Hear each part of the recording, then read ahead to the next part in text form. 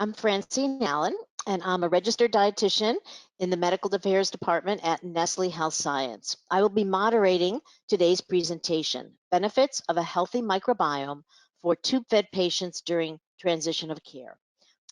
Financial support for this presentation was provided by Nestle Health Science. The views expressed are those of the presenter and do not necessarily represent Nestle's views. The material is accurate as of the date it is presented, is for educational purposes only, and not intended as a substitute for medical advice. I am pleased to present today's speaker, Dr. Mark DeLegge. Dr. DeLegge is the Senior Medical Director for the GI Center of Excellence.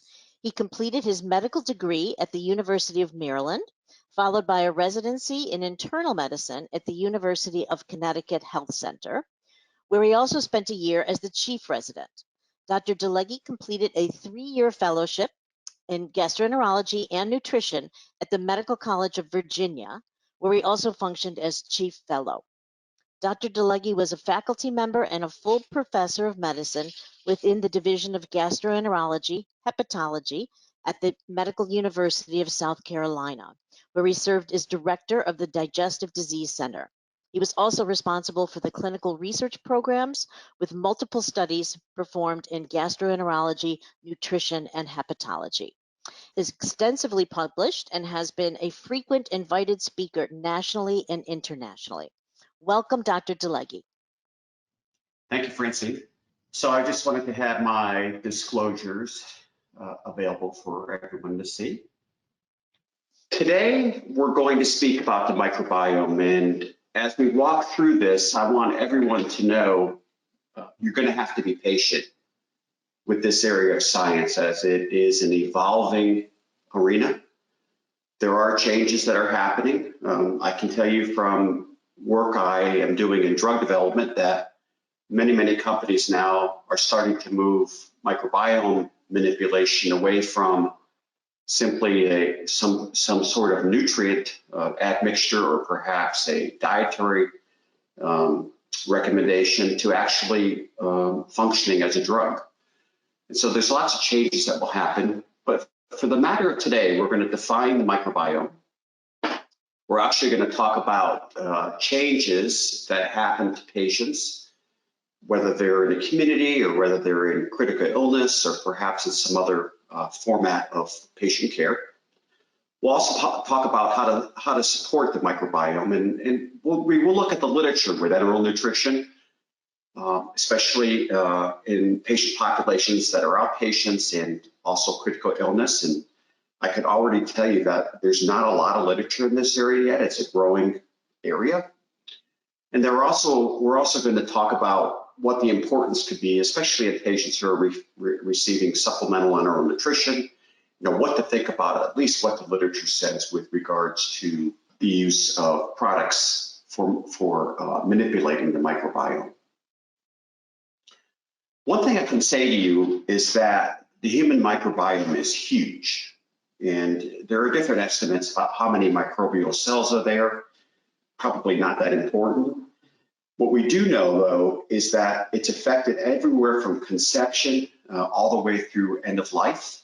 And there's lots of things that can impact it. And I've listed for you some things such as age or genetics, diet, environmental exposure, physiologic stress, medications, but there are others.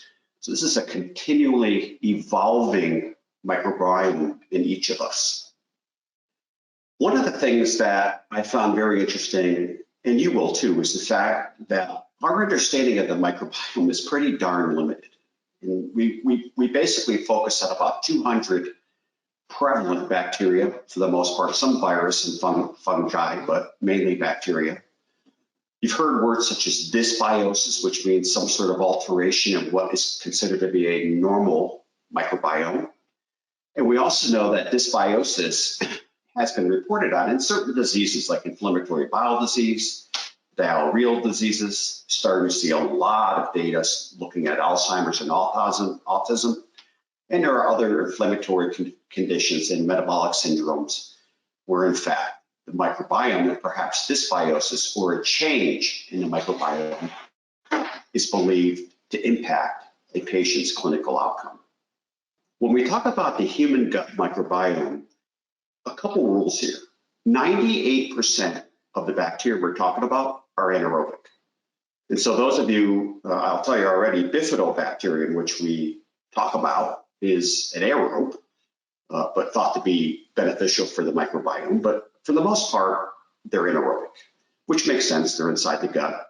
And we'll also see that there's a couple bacteria that are very, very important. You hear a lot about Bacteroides species and Firmicutes species, and we'll pay attention to that when we start to look over the different microbiome populations that exist in certain disease states.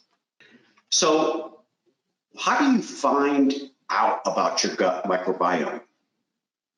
And one of the things I will tell you is that we generally use stool samples. Now, I gotta say that when you're collecting stool samples, we're not actually culturing for the bacteria. You're essentially doing an analysis or a genetic footprint of the bacteria using a technique called 16S RNA analysis. And that's what you're going to see a lot about the overall look at microbiomes from the gut, or what I refer to as stool microbiome.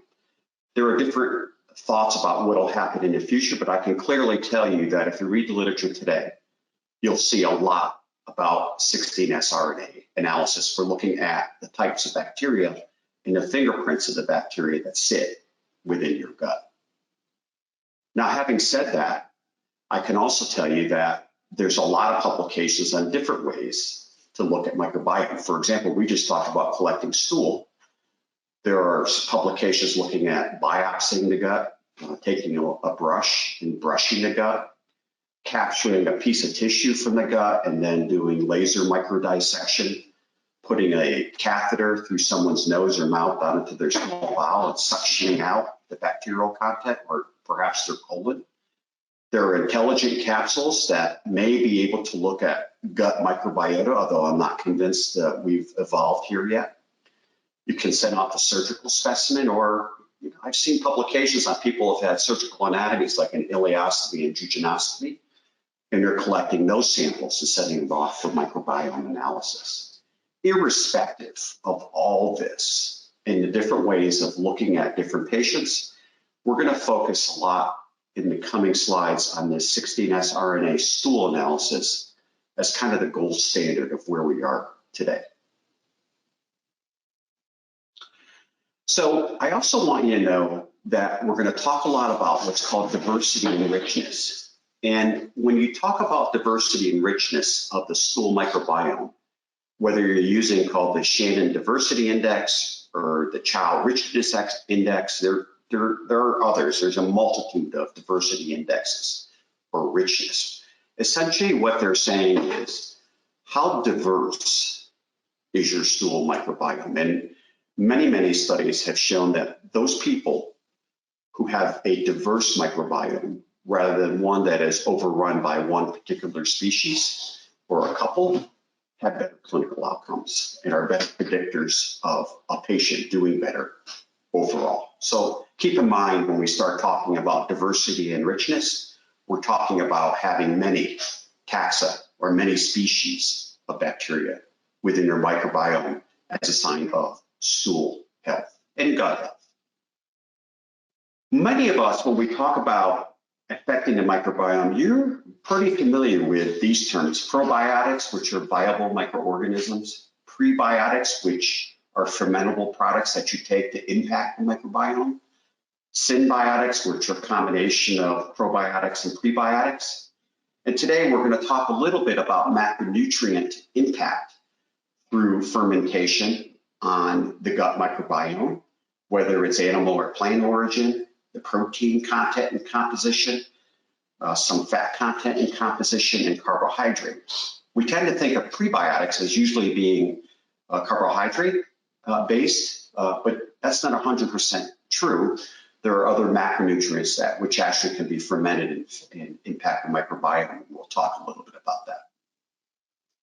I did want to say that there's another term called postbiotics. I haven't heard a lot about this yet, personally myself, but it's relatively newly introduced. And what they're talking about is an inactivated microorganism or a product of inactivation and destruction of a microorganism. So kind of what's left over. These are deliberately inactivated microbes with or without their metabolites that can have cell walls. Some people have said, well, gee, you know, in an at-risk population, we're worried about perhaps giving probiotics. Perhaps this is a safer way of delivering them. But you'll hear a lot about postbiotics, I'm sure, in the next 3 to 5 years. For example, when we look at this, I've tried to give a cartoon to say there are many, many ways and many, many components of bacteria. And we could break this down into different groups. And I'm sure there'll be many publications looking at different byproducts of bacteria to look at postbiotic impacts. We're not going to focus on postbiotic today very much at all. I will say to you that when we talk about postbiotics, I do want to know there actually is a meta-analysis that exists on postbiotics. I want to use this just as a teaching method here for a second. So these are two different meta-analyses. One actually on the bottom with B. brevi only has one study in it. The ones on top there, that's inactivated L. acidophilus. These are 4 trials looking at the treatment of diarrhea in children with postbiotics. And if we look at this particular screen, you can see in the upper meta-analysis, here they show that there's actually an improvement in diarrhea with the use of postbiotics. Now, these are 4 studies. You can look through the fact there are relatively small numbers of patients in these. But I do want you to look down here, and you'll see the I squared or the I2 factor here. This is called heterogeneity. And I just want you to be aware of this when we look through some other meta-analysis. You don't really want that to be over 50%, or it's very hard to put these studies together to make a conclusion. You can see that in this meta-analysis, it was 93.7%, meaning it was very difficult to say these trials are actually similar. However, in this meta-analysis, the conclusion was that postbiotics may have an impact in the treatment of diarrhea in children. A couple things that I think are ground rules. And one is you're going to hear a lot about fiber. And really, that's great, and fiber is important. You know, we as humans have a very limited ability to digest fibers, and we're very dependent on the microorganisms in our gut that have enzymatic activities to do that, to depolymerize and ferment polysaccharides. And I'll show you some other macronutrients. The issue that has been hypothesized, and probably is true, is the fact that microbiota use as an alternative to polysaccharides for their fuel source, the actual mucus layer that covers your gut lining. And it's believed that if you're sitting and looking at a microorganism that isn't provided with fuel sources, that they can use that overall gut lining or glycoprotein mucus layer as their fuel source. And it's believed that this breakdown in this glycoprotein layer does lead to problems. So I can't say this is the only pathogenesis that occurs with microbiome abnormalities in the gut, but I do want you to know that this is a very strongly promoted hypothesis of what happens to people who are on a fiber-free diet. I also want you to know that we're going to have to talk a lot about crosstalk, and you're going to see this in the literature, which is why I'm bringing it up. And you know as well as I do, there are certainly short-chain fatty acids you hear a lot about. Butyrate, which is a key energy source for the gut. Propionate, which we believe blunts inflammatory response and has a big role in intestinal bacteriogenesis. And also acetate, which is believed to be important for bacteria to produce butyrate. The one thing I do want you to know is that bacteria sometimes metabolize a certain product that you eat, something that you eat, and then the metabolic pieces that are formed by that particular action of digestion and metabolism can actually help other bacteria for short-chain fatty acids. Like in this cartoon, Bifidobacteria, which is able to metabolize fructans, doesn't actually produce butyrate. It produces lactate and acetate, and it's eubacterium that metabolizes acetate and lactate to produce butyrate. I say this to you because it speaks to the complexity of the relationship of the gut bacteria, and simply trying to overload one sort of bacteria into the gut to try to cause an effect may not exactly be right. It may be more of a crossover or communal type of association between multiple bacteria. In another cartoon here, you can see that when we talk about crosstalk with polysaccharides, there's some resistant digestive polysaccharides in the extreme left, like potato starch. And if you look at the primary degraders, Bifidobacterium and Ruminococcus are primary degraders of those starches. When they make their changes or the degradation, they actually produce acetate and lactate. And then the butyrate producers that you can see listed there in the middle here are the ones that are going to go ahead and form butyrate. And I bring this up today to say that simply looking at a single bacteria as part of an intervention for someone as a probiotic may not be enough. It may be a conglomeration of bacteria, or perhaps prebiotics that are designed to affect certain bacteria, or perhaps a family of different bacteria may have different outcomes. And just keep that in mind as we start to look at the literature as it evolves over the next 5 to 10 years. I am showing you a cartoon, and what I've done is I actually found this fascinating. If you want to pull this article from the International Journal of Molecular Science, it's a great article, but it talks about short-chain fatty acids there on the left, and then the three that we've talked about, propionate, acetate, and butyrate, in different types of reactions, cellular pathways, disease states, effect on appetite that have been published in the literature. And I'm not going to walk through this to you. What I can say to you is that it's very confusing. They're very interrelated. There are things that happen that one study says this is what happens, and another study says, no, actually that's not true. This is what happens. And so I think, I'm not saying that because it's complicated, we should ignore it. All I'm saying is, as we walk through this together and we look at the science that evolves over the next decade, we have to keep it in our minds that this is complicated, and there's going to be a lot of science and a lot of error and trials before we arrive at the perfect intervention for patients to improve their clinical outcomes. So let's talk about prebiotics. And when we talk about prebiotics, what I'm basically talking about is something that can be fermented. We had talked about a prebiotic here, perhaps that Bifidobacteria can metabolize to produce lactate. We talked about that. That stimulates the butyrate producers and then goes ahead and lowers gut intraluminal pH, which can have an impact on stimulating the mucosal layer, actually protecting your mucus layer, and an impact on stimulating Treg cells and suppressing pathogens. That's kind of a broad concept.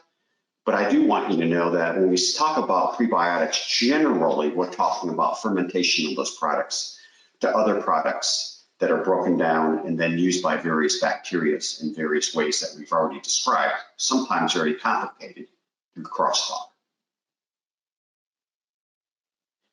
An example of this, and this is what's in the literature, is Guar gum, which is an example of a prebiotic fiber supplement. And this is simply a study on 20 adult healthy volunteers. You'll see all these studies. One thing they say is these patients who are in these studies, for the most part, they try not to give antibiotics to look at what would impact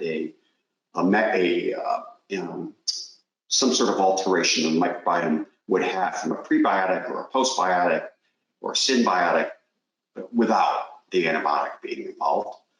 Most of these studies will call for you not to have acute or chronic GI disease. And again, these are normal healthy volunteers. So you can see they use that 16S rRNA analysis, and it looked for a change in microbiomes with an impact on short-chain fatty acid producers. And I've outlined for you in purple a couple blocks on the right-hand side.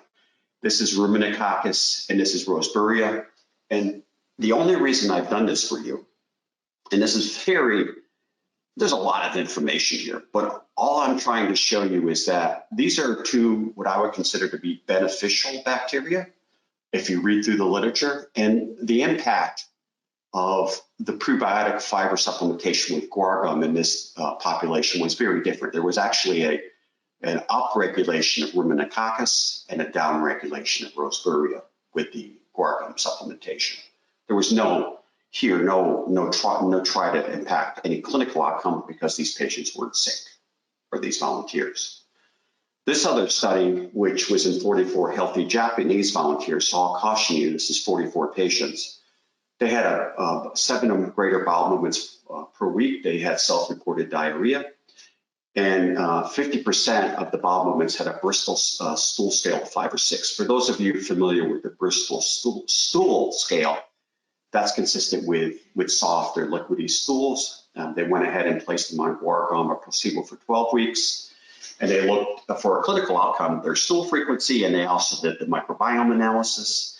And if you look down at the bottom in the purple box, what I said was, well, look, in the end, there was no difference in stool frequency. Didn't change that.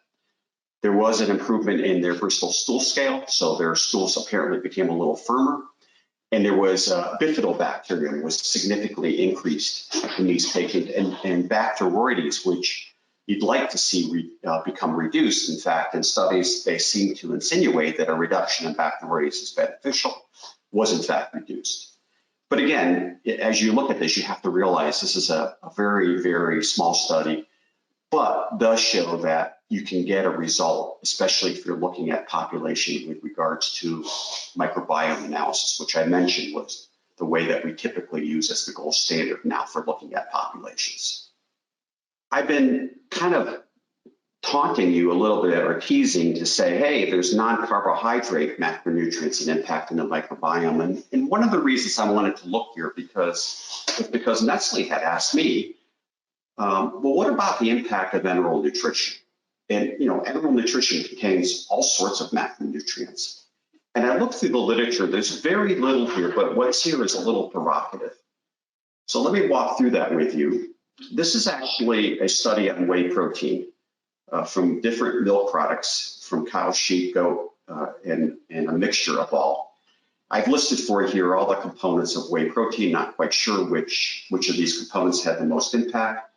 And again, they only studied 9 subjects, 6 subjects, with 3 of them being obese.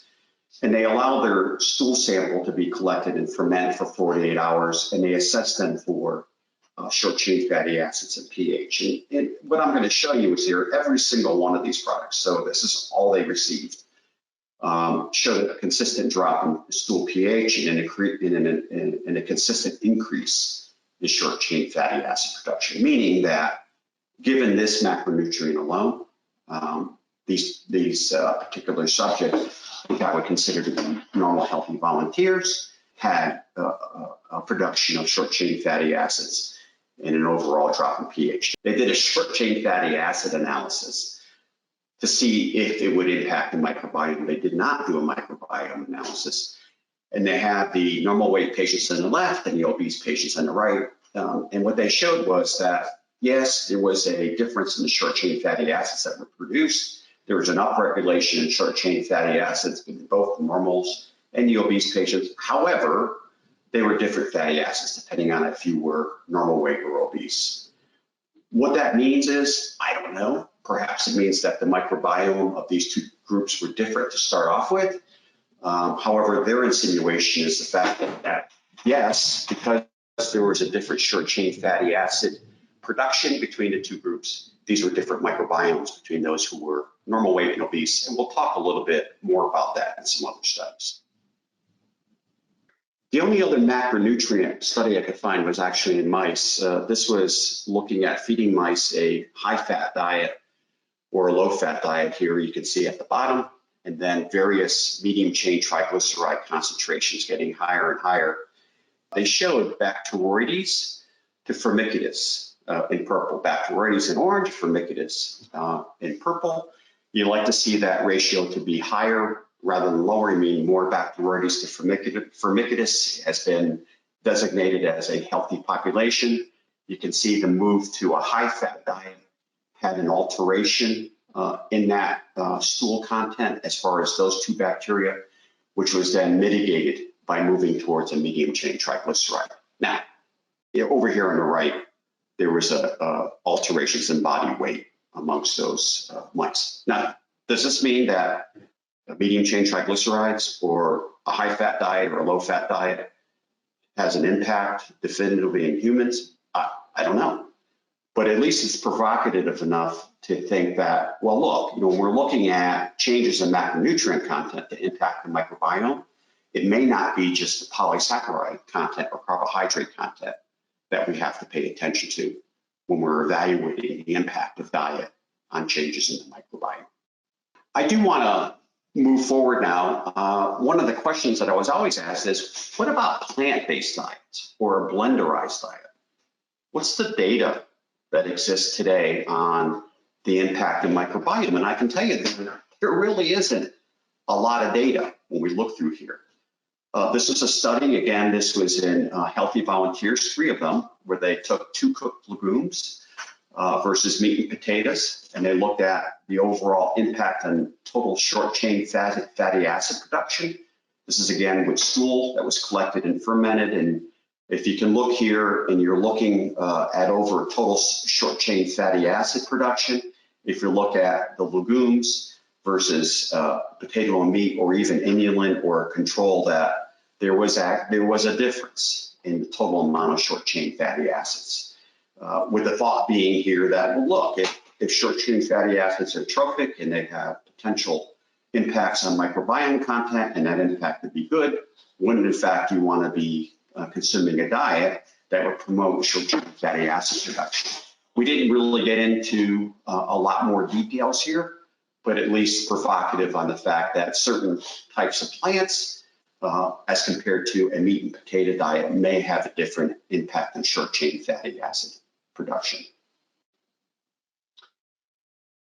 This is another study. This happened to be a surgical pediatric patient population that was fed a plant-based EN formulation compared to 35 healthy pediatric controls. And while they were on the tube feeding, they were also had their stool collected before surgery, before enteral nutrition, and then at 2 weeks and 2 months.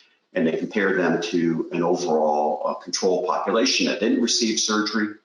They also kept a GI symptom log here. And here's what I want to say to you. This is the control group at the bottom here. Here's before they got started. Here's 2 weeks and 2 months. You're going to see a lot of information in literature now talking about diversity. And this is the Shannon Diversity Index. And what they basically, their conclusion from the study was, look, compared to controls, our population that was ill and receiving an elective surgery here had a lower stool diversity as far as microbiome compared to controls, but the use of a plant-based enteral nutrition improved that diversity from baseline. Now there are no control patients here receiving some other formulation of the EN. Their statement is, it appears that a plant-based enteral nutrition product improves diversity in an elective surgical pediatric population. When they also looked at the 2 week, 2 and 2 month period and shift of the specific fatty acids here, you can see that there was an improvement in acetate, a slight improvement in butyrate, and then an improvement in propionate from baseline. So essentially the 3 fatty acids we've been focusing on having an improved production over the course of the 2-month study as compared to baseline. I will also say they measured GI and they said there was a shift towards more soft form stools that met statistical significance.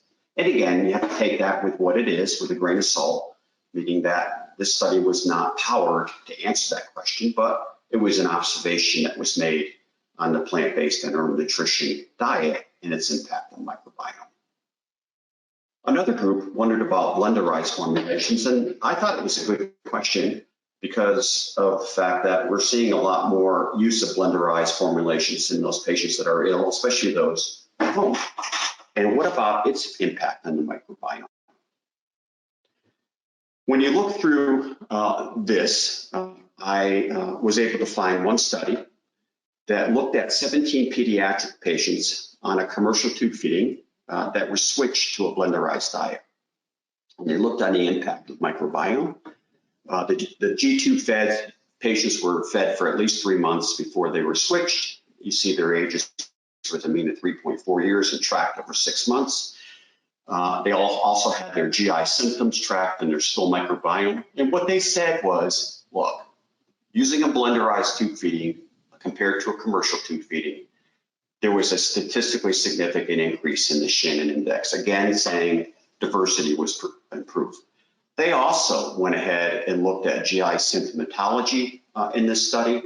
I don't remember or if they used a validated GI symptom score or just the GI symptom score, but what they said was gagging and retching was improved numerically, vomiting improved statistically, and the overall caregiver, probably the parent or the guardian assessment of GI symptoms in this young population was that they were improved. Now, does this mean that blenderized tube feedings is the way to go for impacting microbiome? No, it's one study, but it is provocative, similar to what I showed you previously with the plant-based diet intervention. I'd like to shift gears here for a second and talk about the ICU. And to me, this is a fascinating area for looks at microbiome alteration. This data is very confusing, but let's walk through it together. But there's some things that I think are very common that we need to know. Admission to the ICU is almost always associated with a loss of gut microbiome diversity. The thing that, in fact, we said was good, you lose for a number of factors. And there's growth in, we would consider abnormal microbes, things that don't normally populate your gut if you're healthy or in any type of significant amount, like Clostridium difficile, Pseudomonas, Candida, you can read through these. We know that sepsis has been associated with a worsening of the gut dysbiosis. So we said this was an alteration in the microbiome. So as the alterations become more significant, there's an increased risk for sepsis. We know that this is all clouded over with the fact that we use tons of antibiotics in the ICU. And we also know that being sick, so your blood pressure drops, you're not oxygenating, you don't have as good blood flow, you're not making enzymes as well as you do to, all those can impact gut mucus layers. So lots going on here in the ICU from the microbiome perspective. We also know from studies that 4 to 11% of the ICU, when you look at studies that have done population analysis, have methicillin-resistant Staph aureus, VRE, or multi-resistant gram-negative bacteria populating their stool on 16S RNA analysis in the ICU. And when they've done follow-up studies, another 12 to 14% become further colonized.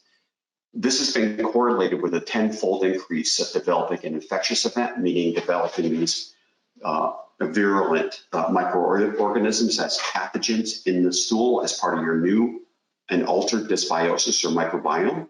This has been associated with increased mortality. And we know that there's lots that we do in proper care of patients that impacts that. Antibiotics, proton pump inhibitors, which affects gastric acid, other immunosuppressive agents. And we also know that maybe microbiome manipulation may be important to improving clinical outcomes. In fact, looking at these two boxes here at the top, we have to believe that that would make sense. So let's look at the data as it exists today. And I don't want you to get excited because the data hasn't really, it's not that great yet, meaning we don't have that much information. Here's a study from 2019 in critical care, which is 98 patients in the ICU who were followed for 4 weeks. But, at the end of 1 month, only 12 were left. They had an average age of 58, and they collected their stool samples every 72 hours for a week. And they did that 16S RNA sequencing of the microbiome. So I told you Bacteroides is something good to have. There wasn't much of an impact on Bacteroides. Firmicutes, which we tend to think is a problem, actually had a reduction, so a little confusing here. But if you look at these Macronutrient here, And if you look at enteral bacterium here, these are two organisms or two classes of organisms you don't want to see change or rise, which they did. And then some of the more beneficial bacteria over here had an overall reduction.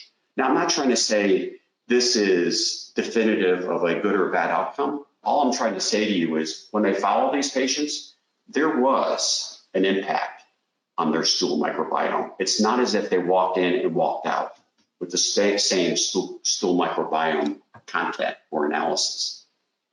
This is another study that I found pretty fascinating, which was published in Internal Care Medicine in 2018. These were 301 ICU patients followed for 30 days or until death. And they did rectal swabs looking at their 16S RNA analysis of microbes.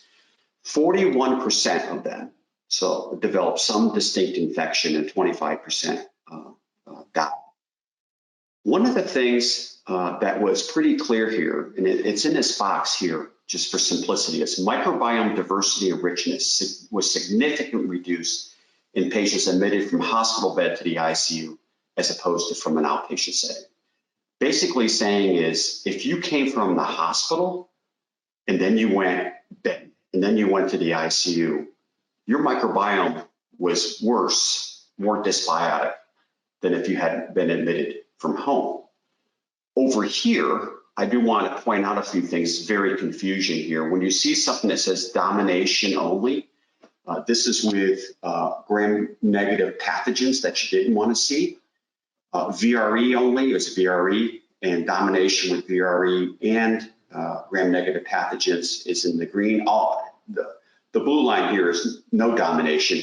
All they tried to show here was that any major alteration in your gut microbiome was associated with a significant reduction in overall survival.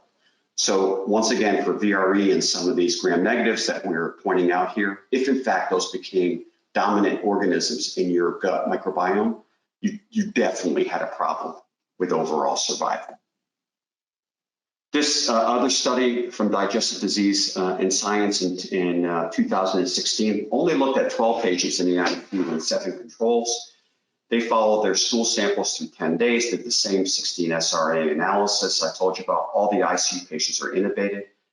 They were all receiving tube feeding with fiber-containing diabetes formula, a fiber-containing diabetes formula, and none of them had previously been hospitalized or recently received antibiotics. So the ICU group was pretty pure, not coming from the hospital floor or probably from a nursing home since they hadn't received antibiotics.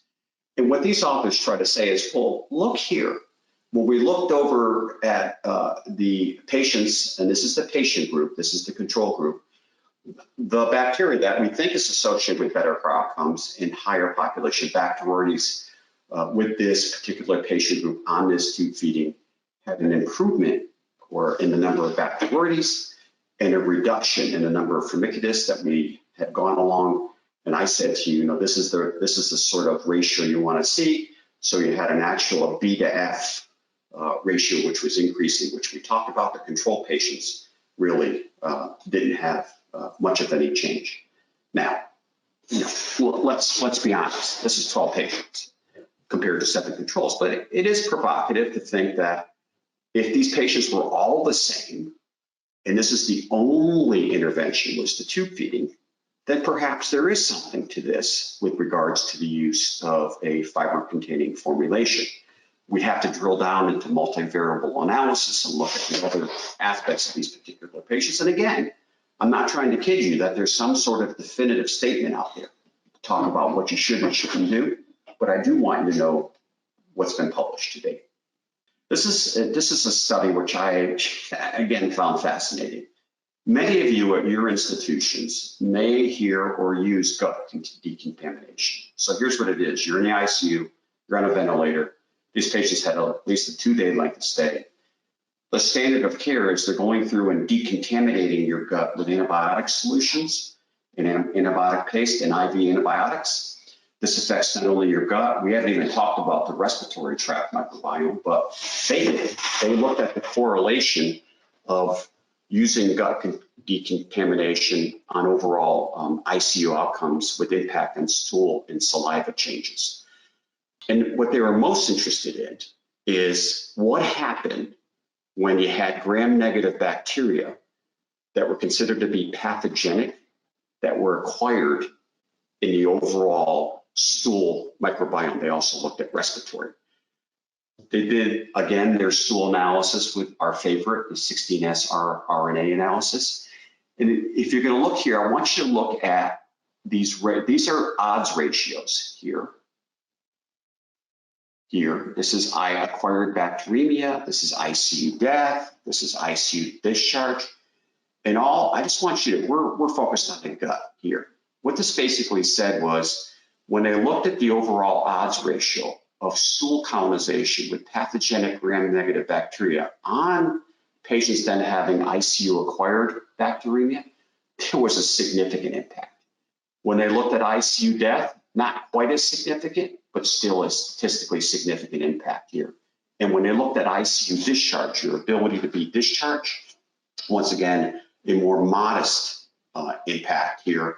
One of these did not reach statistical significance.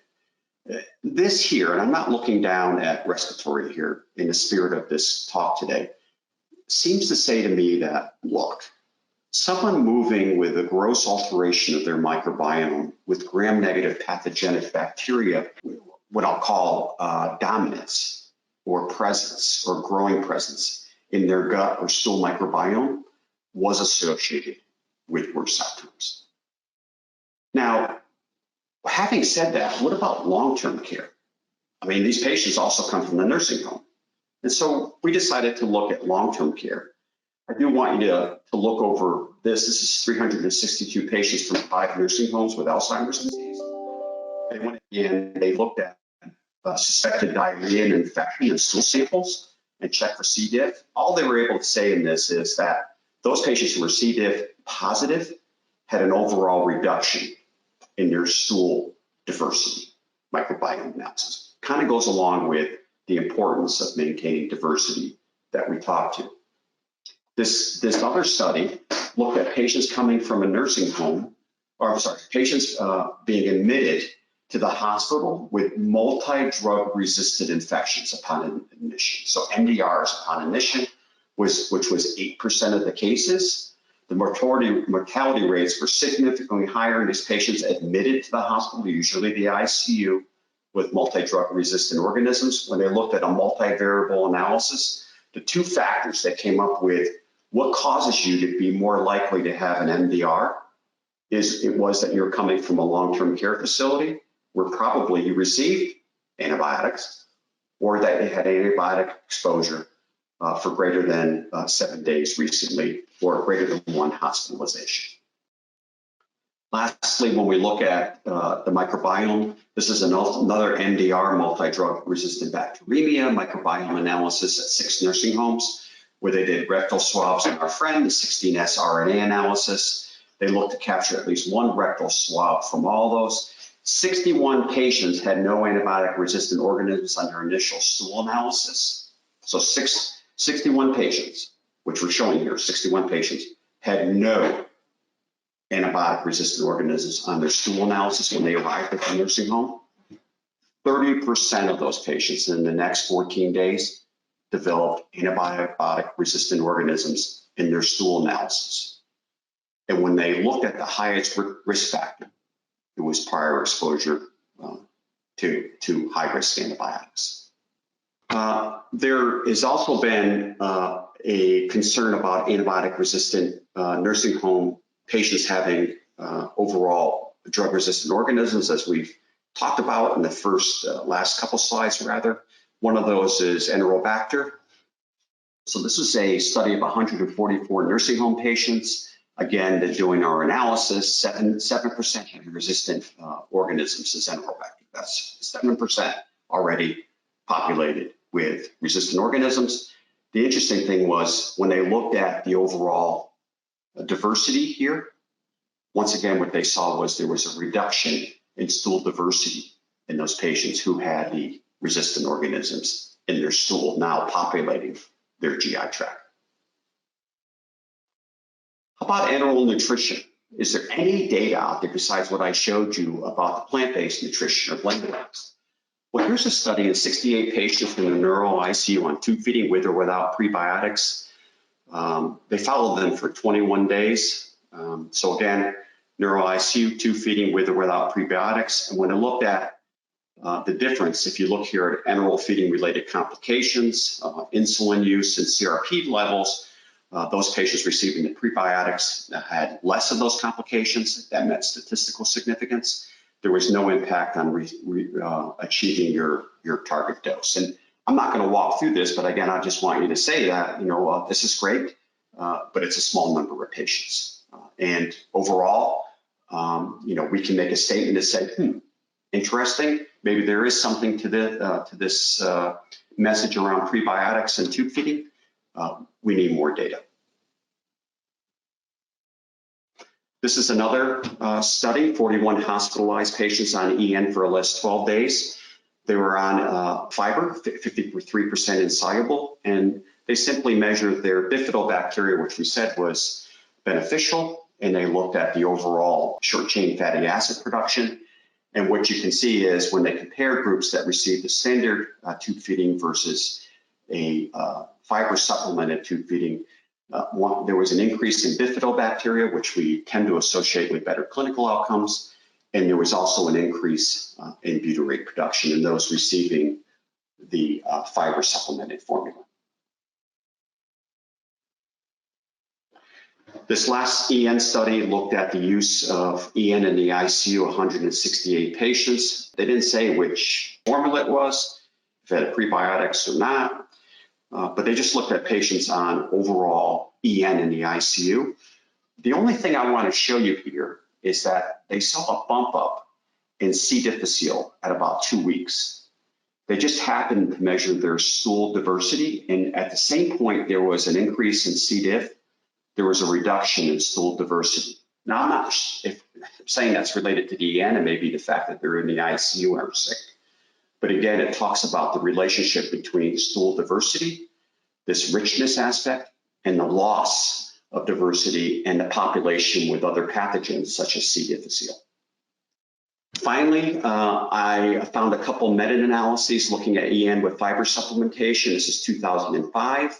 There were 4 studies. I do want to caution you here that they had a high test for heterogeneity, which means they were different studies, but they looked at fiber-containing and fiber-free formulas. They said that in their meta-analysis, there was an overall improvement in overall fiber supplementation, although it didn't reach statistical significance. This is 2005. This was followed up by another meta-analysis in 2015, which looked at critically ill and non-critically ill patients with diarrhea and the use of fiber-based enteral formulations and the impact on overall diarrhea. Just going quickly here, what they said was that in the ICU, there was no impact. Out of the ICU, in patients not in the ICU, there was a reduction in overall diarrheal events. And when they put these 2 groups together, again, there was an overall reduction, although this is driven by the non-ICU group. And again, when you looked at their heterogeneity scale here, it was high. So the reason I'm going through all this is because I know we're looking for a definitive statement. What I would say so far is, it looks like fiber-based enteral formulations may in fact have some benefit. I think we're going to have more data to clearly define this. I can clearly tell you that a loss of diversity in your stool microbiome, and not only loss of diversity, but population by pathogenic organisms is bad. We only have a few minutes left here, and I'm going to summarize these slides very quickly for you to have so you can take away from you. There's very little looking at microbiome in the outpatient population.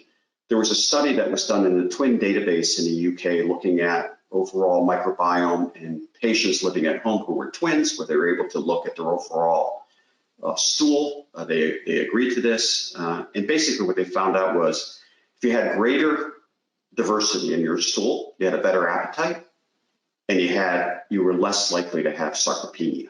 Now, I'm not going to go through this. It's an observational study, but again, pointing to the diversity of organisms in the stool as being important. And lastly, there was a study that was done in 373 males with osteoporosis community living, different races, different populations. And essentially what they showed was the fact that there was no difference in the types of bacteria that correlated anything to a patient's exercise tolerance, but there were different between races. So patients who are not Hispanic white tend to have an improved Shannon diversity index. And when they looked for normal weight versus those who were overweight or obese, again, those subjects, not patients, who had a greater diversity were less likely to be obese.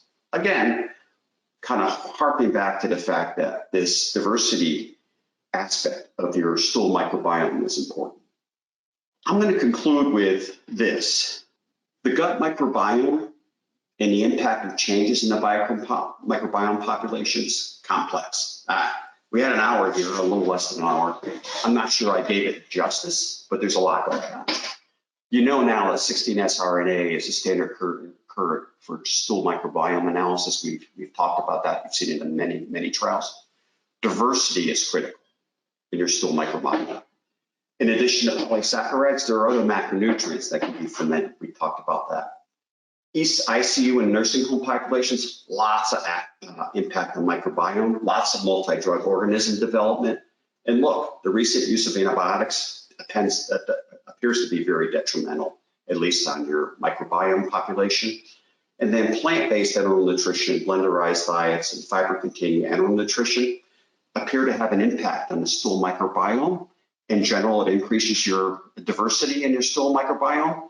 They may result in improved clinical outcomes, as you saw in some of these studies, and more data is necessary. I know I hate saying that, but it really is. Francine, I'd like to turn this back over to you.